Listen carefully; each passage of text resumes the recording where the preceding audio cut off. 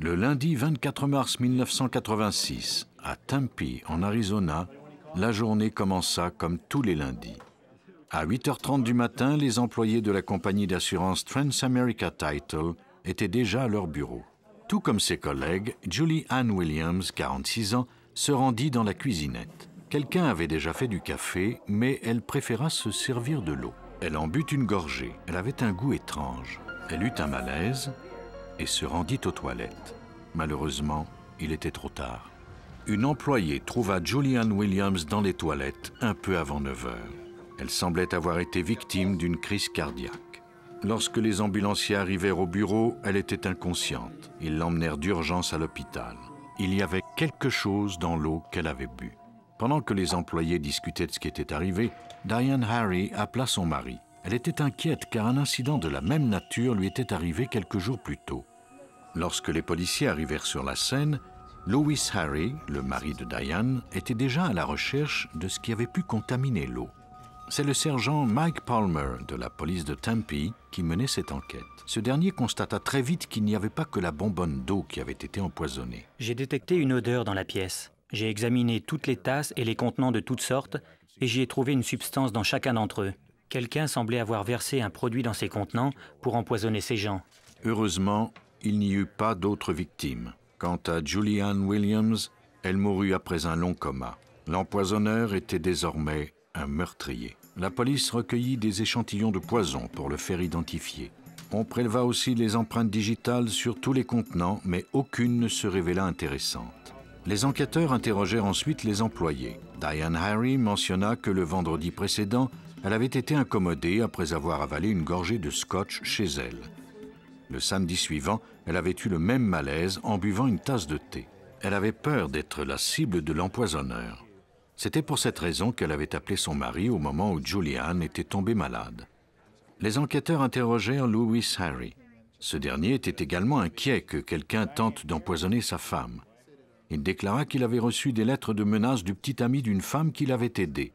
Peut-être cherchait-il à se venger. La police demanda à Louis de lui remettre ces lettres ainsi que la bouteille de scotch et la théière afin de procéder à des analyses. On confisqua également toutes les cartes de sécurité que les employés utilisaient pour rentrer dans l'immeuble. La personne qui avait mis le poison l'avait probablement fait pendant le week-end. La police constata que seulement une carte de sécurité avait été utilisée. Cela s'était produit à 10h18 le samedi matin. Il s'agissait de la carte de Diane Harry. J'ai demandé des explications à Mme Harry au sujet de cette information, et elle m'a affirmé ne pas avoir utilisé sa carte. Elle ne comprenait pas comment cela avait pu se produire, puisqu'elle l'avait mise dans son sac à main et qu'elle n'y avait pas retouché. La carte était bien dans son sac le lundi matin lorsqu'elle s'était rendue au travail. Diane Harry s'en tenait à dire qu'elle n'était jamais sortie de la maison puisqu'elle n'avait pas quitté le lit du week-end. Tout semblait incriminer Diane Harry. Était-elle le suspect ou la cible? Il était encore trop tôt pour le dire. Les détectives tentaient d'identifier le criminel pendant que les experts légistes analysaient le poison. On envoya des échantillons de la bonbonne d'eau, du pot à lait et du sucrier, de la théière et de la bouteille de scotch de la résidence des Harry au laboratoire judiciaire de l'Arizona. Ils y furent examinés par le superviseur Jim Timmons. Il savait déjà que le poison était une poudre blanche à effet rapide.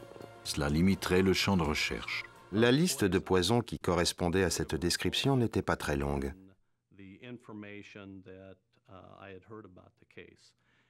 Il pouvait s'agir d'arsenic, de strychnine ou de cyanure. Les experts procédèrent à une série d'examens afin de réduire encore plus la liste et contre-vérifièrent leurs résultats. L'échantillon fut soumis à une source de lumière ultraviolette et mesuré à l'aide d'un spectrophotomètre. La strychnine absorbe les rayons ultraviolets. À l'inverse, l'arsenic et le cyanure les reflètent. La substance analysée reflétait les rayons, ce qui signifiait qu'il ne s'agissait pas de strychnine. On procéda ensuite à une analyse d'arsenic. Une partie de l'échantillon fut dissoute dans l'acide et l'on plaça ensuite un fil de cuivre dans la solution. S'il y avait présence d'arsenic, il s'agglutinerait au fil et lui donnerait une coloration noire. Mais il n'y avait pas d'arsenic. Tout semblait indiquer que le poison découvert dans la cuisinette du bureau et dans la résidence des Harry était du cyanure. Afin de lever tout doute éventuel, Timmons mesura l'échantillon à l'aide d'un spectrographe de masse. Dans une éprouvette d'acide, il enferma d'abord hermétiquement la substance. S'il s'agissait vraiment de cyanure, il se formerait du cyanure d'hydrogène sous forme gazeuse, comme dans une mini-chambre à gaz. Le gaz fut ensuite retiré et injecté dans l'appareil qui confirma la présence de cyanure. Toutes ces analyses pourraient ensuite être présentées en cours si jamais on découvrait l'identité de l'empoisonneur. Mais Timmons n'avait pas encore terminé. Le cyanure se présente habituellement sous deux formes, le cyanure de sodium et le cyanure de potassium. Les deux sont tout aussi toxiques. Une analyse de dispersion d'énergie lui permit de vérifier simultanément les divers éléments des deux composés. Les échantillons du bureau et de la maison de Diane Harry donnèrent les mêmes résultats. Il s'agissait de cyanure de potassium. Il y en avait assez dans la bonbonne d'eau pour tuer 150 personnes. Le meurtrier avait déployé beaucoup d'énergie pour tuer sa victime.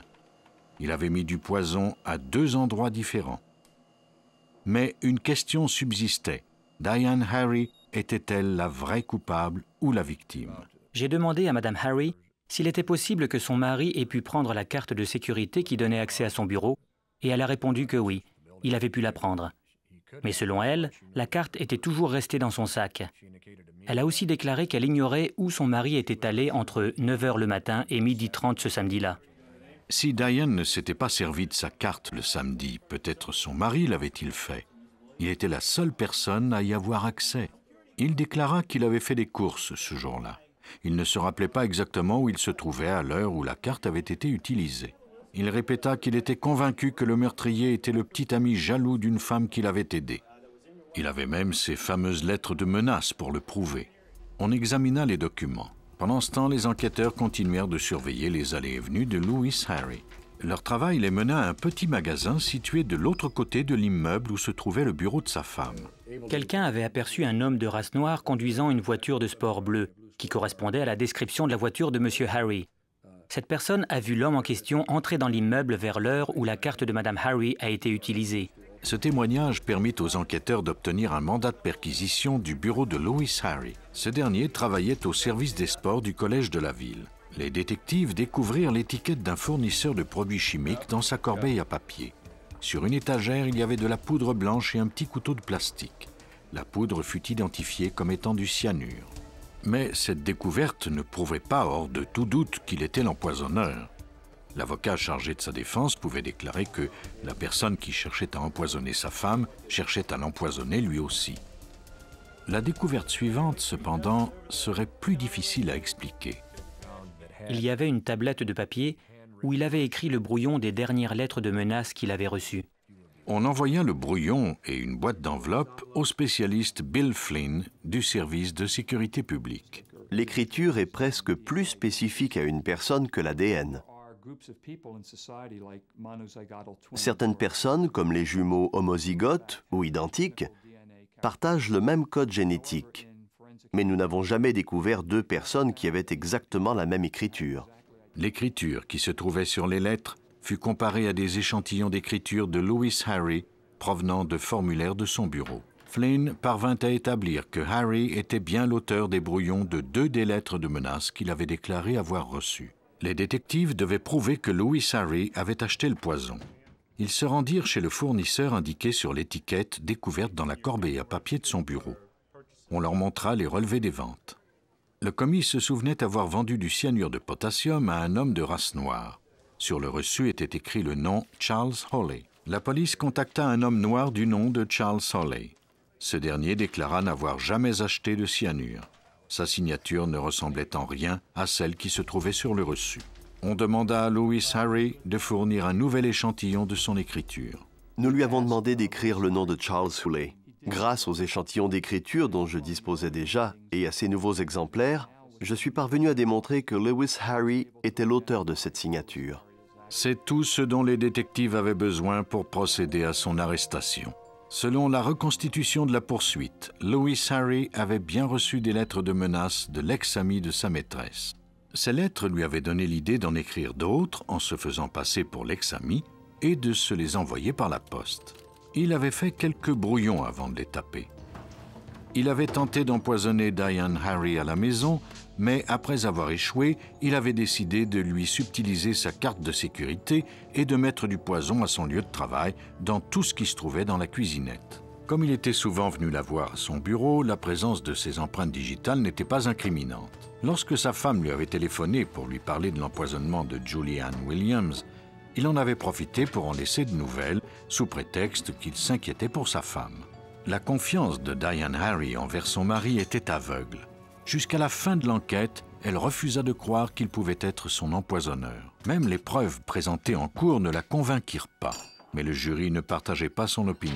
Lewis Harry fut condamné à la prison à vie pour le meurtre de Julie Ann Williams, plus 105 autres années pour tentative de meurtre.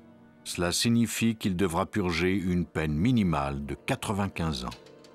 Même après le verdict, Diane Harry était toujours convaincue que son mari avait été victime des circonstances.